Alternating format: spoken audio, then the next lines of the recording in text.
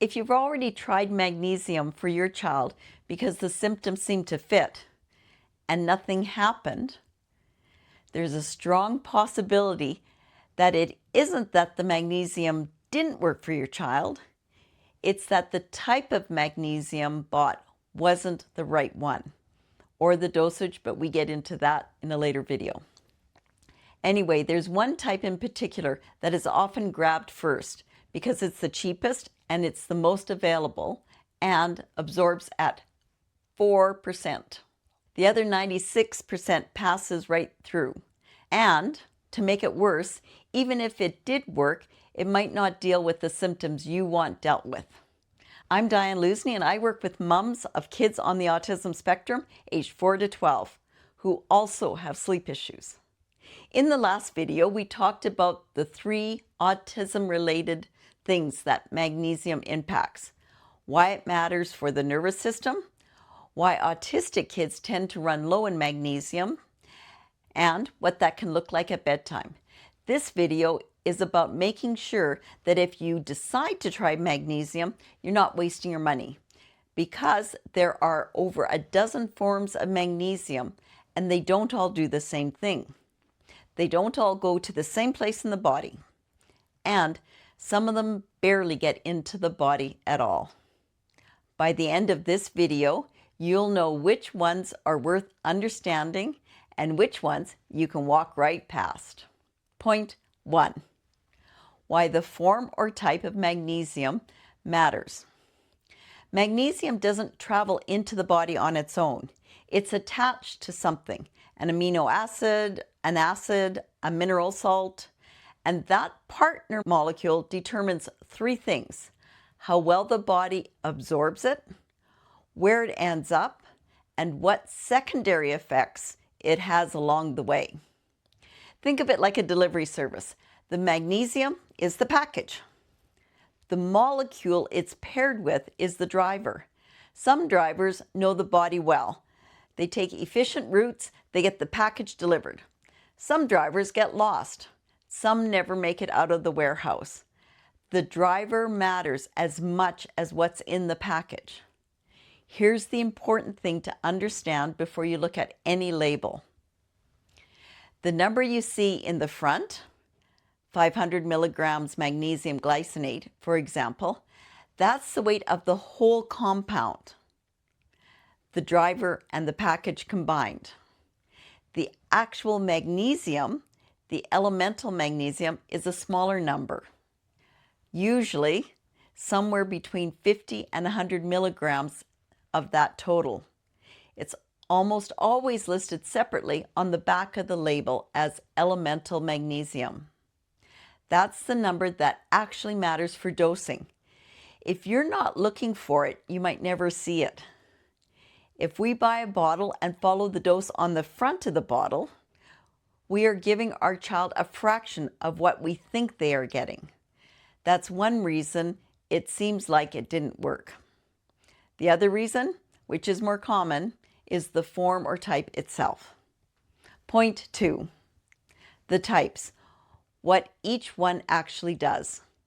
I've put all the forms or types in a cheat sheet linked below, including the ones that have nothing to do with sleep or autism, so you can see the full picture at a glance. But right now, I want you to walk through the ones that actually matter for what we're talking about. Magnesium glycinate, the starting point. This is the form most consistently supported by research for sleep and nervous system calm. Glycinate is magnesium paired with glycine, an amino acid. Glycine does something on its own that matters here. It lowers the core body temperature slightly, and lower body temperature is one of the body's own signals that it's time to sleep.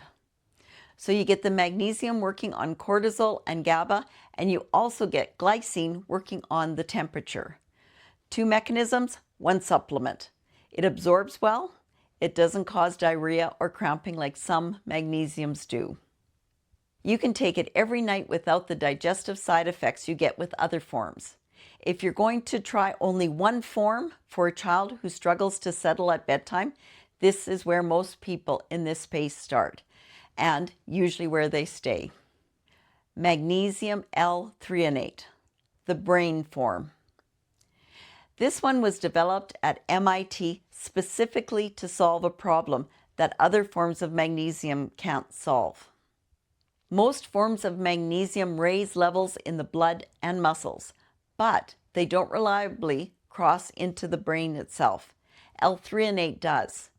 It's the only form clinically shown to raise magnesium directly in brain tissue and cerebrospinal fluid. Think of it like this. The brain has its own security checkpoint, the blood-brain barrier. Most magnesium forms show up, get turned away, and wait outside. L-threonate has the right credentials. It gets through the door. This matters for children where their main problem at bedtime isn't muscle tension. It's a brain that won't stop. Racing thoughts, can't disengage, still processing everything that happened at school 6 hours ago. It is more expensive than glycinate. The evidence in children specifically is still building. Most of the research has been done in adults. And it works best along with glycinate, not instead of it. But for the right child, it's worth knowing about. Magnesium citrate, the practical option. Citrate is well absorbed and less expensive than glycinate. It's also the form most likely to cause loose stools because it draws water into the gut. That laxative effect is actually useful for some children. A lot of kids on the spectrum deal with constipation, and magnesium citrate can help with that.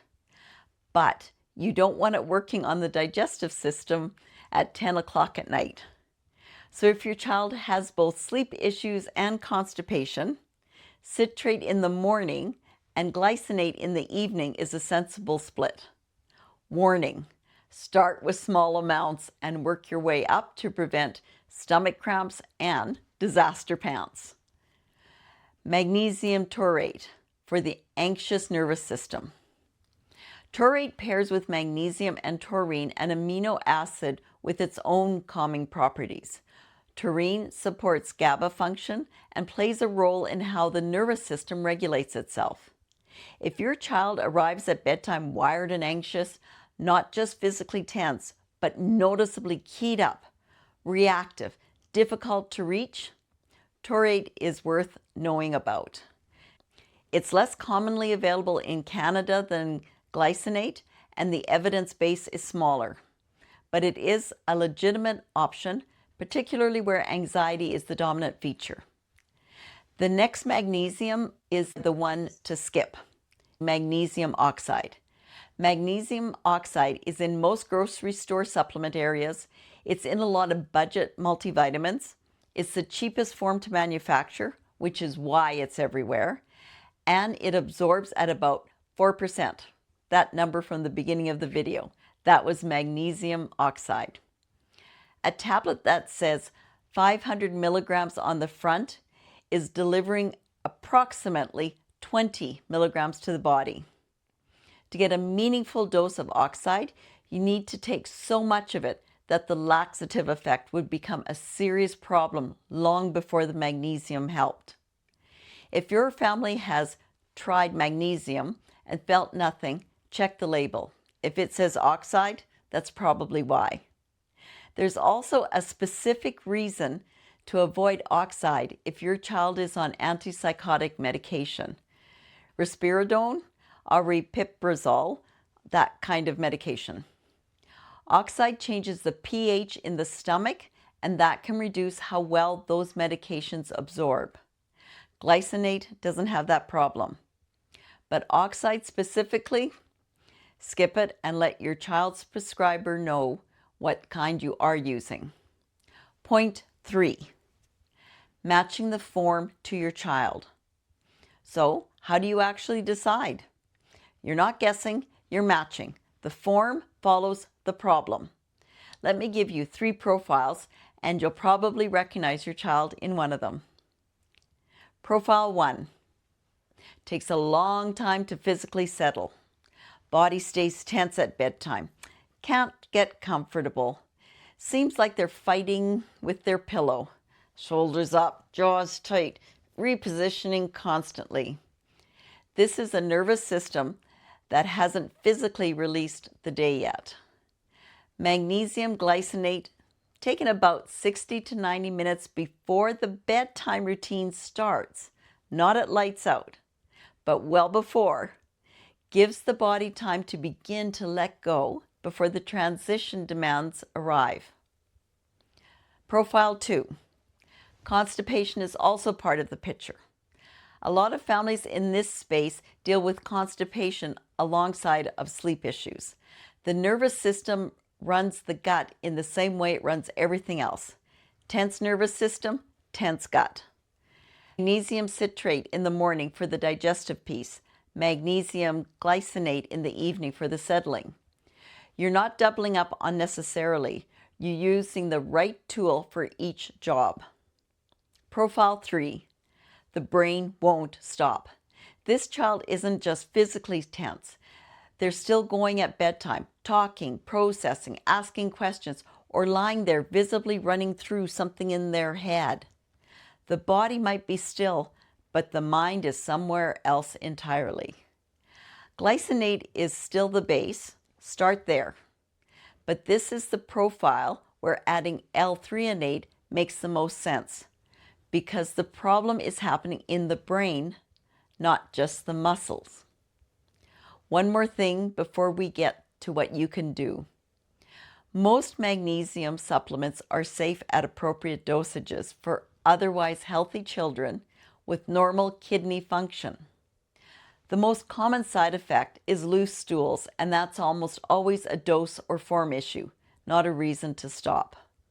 But if your child is on any medication, stimulants, antipsychotics, anticonvulsants, have that conversation with their doctor before you start. Not because magnesium is dangerous, because their doctor should know what is being added.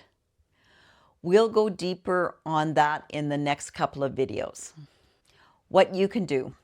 2 things, both practical. First, if you already have a magnesium supplement in the house, flip it over and look at the elemental magnesium on the back. That's the number that matters, not the big number on the front. And check what form it is. If it says oxide, set it aside. Don't use it. Second, if you're buying for the first time, start with glycinate. Look for magnesium glycinate or magnesium bisglycinate. They're the same thing. Find a brand where the label clearly states the elemental magnesium per dose. If that number isn't on the label, that's a brand worth skipping. Don't start with the most expensive form. Don't stack multiple types right away. One form, appropriate dose for your child's age and weight, tried consistently for 3 or 4 weeks. That's how you're going to find out if it's doing anything. I put together a reference that covers every form of magnesium, including all the ones I didn't go into depth on today. What each one is known for, which situations it fits, and a note on which forms to be cautious with if your child is on medication. It's designed so you can quickly see all the different variations and decide which ones would apply to you. Link is in the description below. Also in the description, there's a link for my free guide that explains what you can do if your child gets clingy, hyper, withdrawn, post-meltdown, or calm to improve the situation. Quick to read and quick to put to use. In the next video, I'm sharing the actual research. What studies have found when autistic children are given magnesium, where it's made a real difference, and equally important, where it hasn't. Because knowing both sides of that is what helps you decide whether this is even worth trying for your child, rather than just hoping it works.